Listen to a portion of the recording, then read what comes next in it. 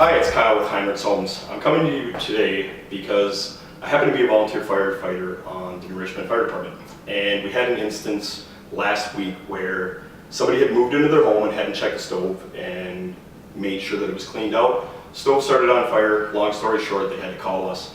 So I just wanted to come with a couple of tips to use as a homeowner in a brand new home, what you might want to do to either fireproof your home or make it safe for you. So first one is, obviously we talked about stove. We're going to want to check our stoves, especially the gas stoves, because what had happened is they bought a bank going home and the stove was dirty when they moved in. They went to cook their pizza and all of a sudden, you know, they've got flames coming out when they preheated the oven. So they open the door, flames come out at them, not a good thing. Luckily these homeowners closed the door, kept the fire contained. There's a tip for you, always contain the fire, close the door back up. But quick tip here. We're going to open the door up, and then your gas stoves, what you do is you pull the bottom plate off, and a lot of the food that gets cooked in there, if you're cooking a pizza, the cheese falls, it gets trapped underneath this bottom plate. Pull it off, wipe it down. Always make sure you shut the gas supply off first, that's pretty important.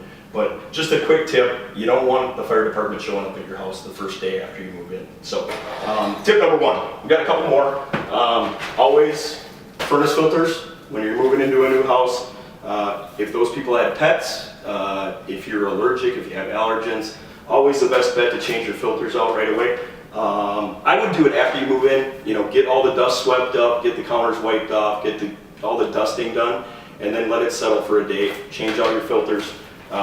Standard is every 3 months, but in the heavy heating and the heavy cooling periods, you're going to probably want to do it a little more than that. So, and then the third one, your fire detectors, your smoke detectors. This happens to be a carbon monoxide and a smoke detector in one.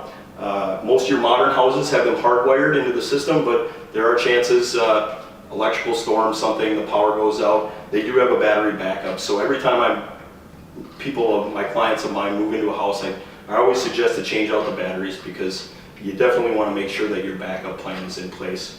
Older homes, they're not going to have the hardwire, so you always want to check your batteries at least once a year. On move-ins, always a good idea. So that's it for today. Thanks for watching. We'll talk to you soon.